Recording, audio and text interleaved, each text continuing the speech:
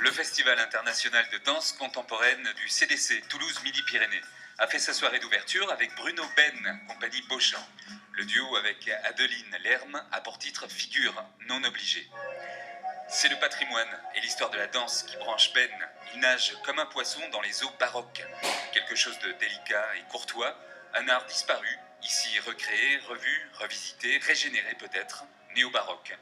Alors dansons la sarabande et gardons le poignet souple dans Courrier Sud sur TLT.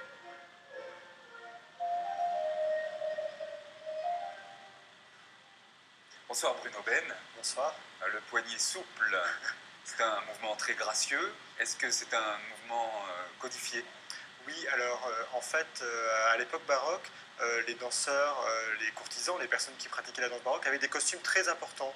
Ce qui fait que les articulations étaient peu disponibles, donc ils ont utilisé les articulations disponibles, les mouvements du poignet ainsi que les mouvements du coude également. Et puis les mouvements du poignet généralement sont en lien avec les mouvements des chevilles, et les mouvements du coude avec les mouvements du genou pour la coordination. Est-ce que c'est un art véritablement disparu ou est-ce que c'est comme la musique baroque, on la recrée sans cesse pour des publics avides de sensations? Alors c'est un petit peu comme la musique baroque. En fait, la danse baroque a été, comme la musique baroque, oubliée. La danse baroque est même devenue, après, s'est transformée pour devenir la danse classique, le ballet, la danse qu'on connaît bien aujourd'hui. Et en fait, on a redécouvert cette technique grâce à des sources dans les années 60-70, un petit peu comme la musique. Et donc depuis, il y a une espèce de nouveau courant de danse et de musique baroque. Quelle était la fonction de la danse aux époques concernées? Est-ce que c'était de l'ornement? Est-ce que ça avait une fonction sociale? La danse était loin d'être un divertissement, au contraire, elle avait une véritable valeur politique. Et Louis XIV s'est servi vraiment de la danse pour dompter sa cour et imposer à sa cour une manière d'être, une manière de paraître et une manière d'exister au sein de la cour. Donc quand on voit les tableaux de l'époque, on regarde les positions des courtisans, ils ont tous des positions de danseurs parce qu'ils la pratiquaient régulièrement et il fallait bien se tenir à la cour. Dompter les gens par la danse, ça nous changerait un peu. Oui. Généralement, on se fait maîtriser par d'autres moyens de nos jours. Voilà, c'est sûr que la danse a perdu un peu de sa valeur aujourd'hui, mais elle garde un côté très populaire et une pratique comme ça de tout le monde. Tout le monde peut danser, donc voilà, oui. c'est vraiment... Vous êtes chorégraphe et danseur, vous êtes branché dans ce milieu à quel moment? Pourquoi? Ça a été un petit peu au hasard des rencontres, mais mon parcours m'a quand même amené à découvrir la danse classique, la danse contemporaine, et tout petit, avec mes parents, nous faisions partie d'un groupe de danse folklorique. Oui. Donc on dansait des danses de la vallée de Bethmal dans un gymnase à Saint-Orens, pas loin d'ici. Moi je suis originaire de Ramonville, voilà. Et je pense que ce retour comme ça à la danse baroque a été pour moi le moyen aussi de retrouver un petit peu les sources et le plaisir que j'avais découvert avec la danse traditionnelle. Alors comme d'habitude, je suis allé fouiller dans nos archives et sur internet. On va voir un premier document, quelques images d'un opéra que nous avions filmé ici à TLT. Je crois que c'est moi-même qui l'avais filmé. Hippolyte et Aricie, c'est sans doute Rameau. Oui, c'est Rameau. Avec une partie dansée très importante, bien sûr. La direction musicale, ici on voit Emmanuel Haïm. Vous avez participé? Oui, j'étais danseur sur cette production. J'étais d'ailleurs très content de revenir danser au Théâtre du Capitole en 2008, je crois. Et c'était une magnifique production dans laquelle il y avait les costumes, les perruques, les talons, tout était la magie du théâtre également, le décor, et tout était reconstruit vraiment dans les règles de l'art. Donc c'était vraiment un projet magnifiquement réussi dans l'idée de restauration aussi de ce monde baroque tel qu'il avait pu être à l'époque. Une musique très belle finalement qui nous emporte assez haut. Ah oui, Rameau c'est vraiment un des rois de cette musique. Et d'ailleurs, on a fêté cette année son 250e anniversaire, je crois. Donc voilà, donc c'était une année, en tout cas une année Rameau en 2014. Dans cette musique et dans cette danse, on a l'impression qu'on nous emmène très haut, voire très loin, sans les grands tourments de ce qu'il y a eu par la suite, de l'ère romantique, sans les prises de tête, entre guillemets, bien sûr. Oui, la danse baroque s'appuie en fait sur une relation à l'espace et une relation entre les danseurs très particulière. Et il y a aussi une relation du danseur qui est reliée en fait avec le cosmos et avec l'origine divine de la pratique de l'art. Il ne faut pas oublier qu'à l'époque, Louis XIV était l'envoyé de Dieu sur Terre, enfin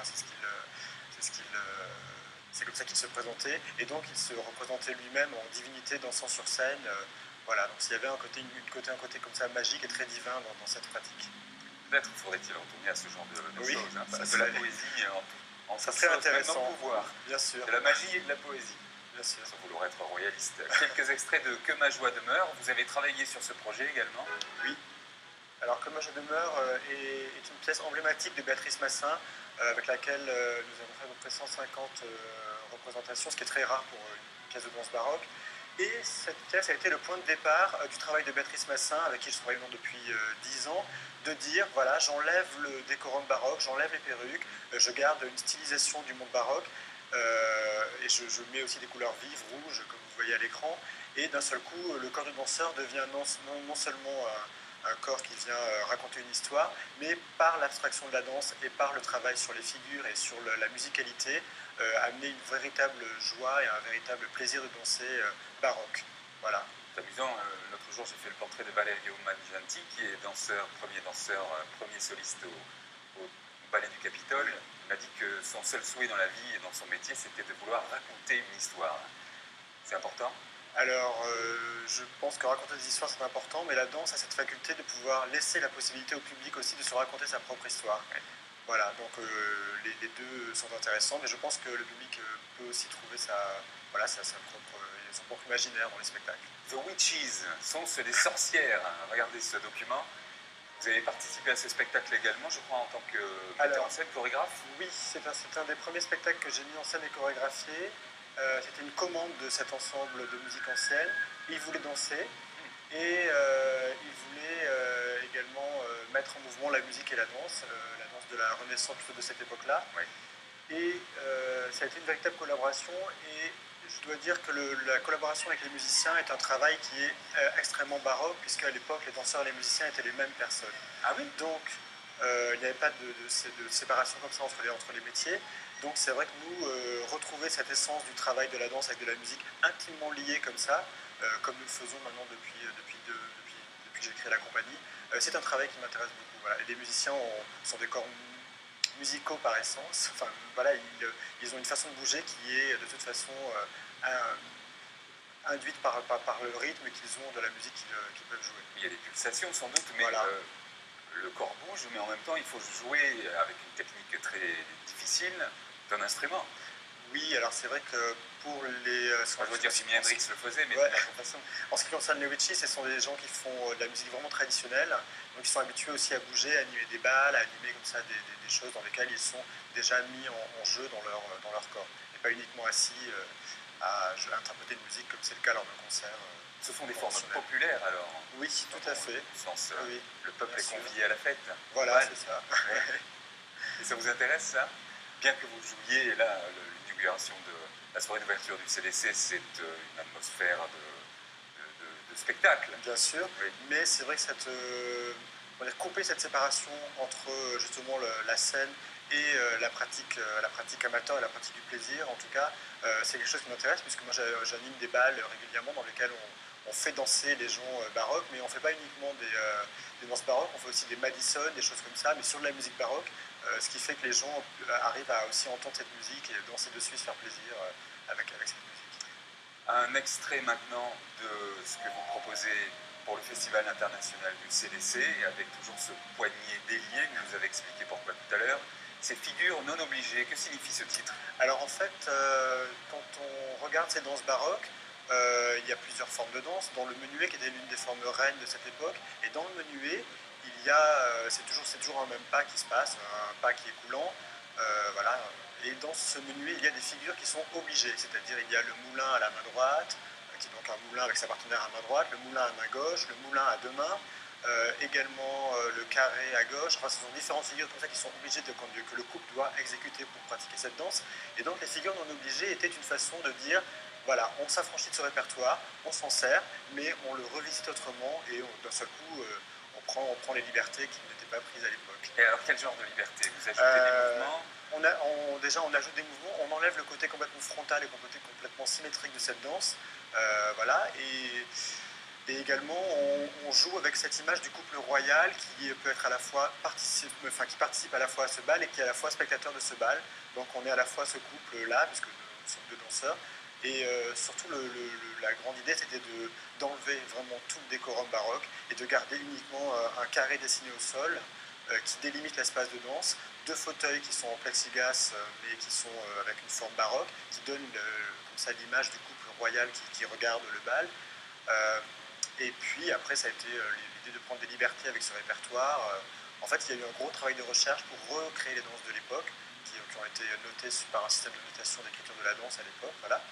Et nous avons donc remonté ces danses-là pour pouvoir, en fait, les aussi, comment dire, créer des nouvelles variations, créer des nouvelles façons de les montrer. Un discours qui vous est personnel.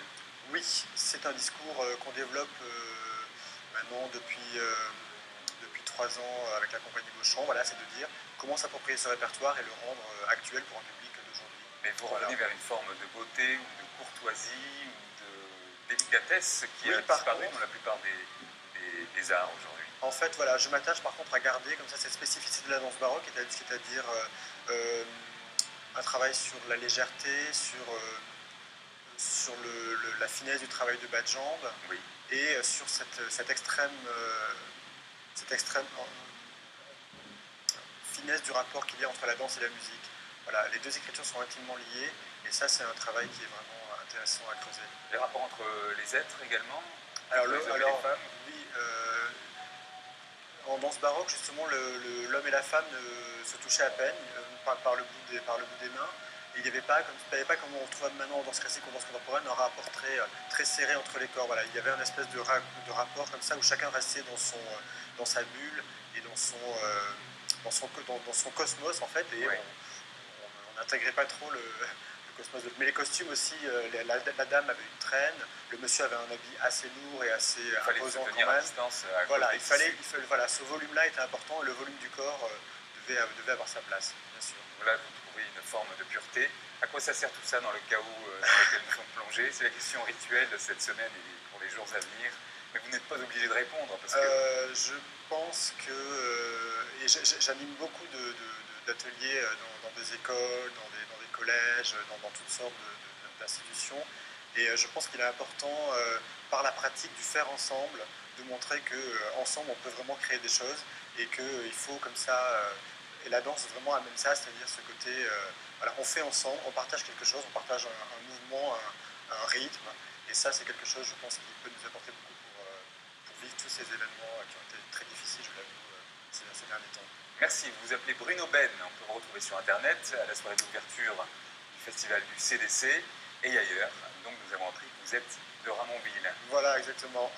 Comme Pierre Cohen. Allez, merci. Demain on retrouve Sylvain Huc et le CDC. Ciao.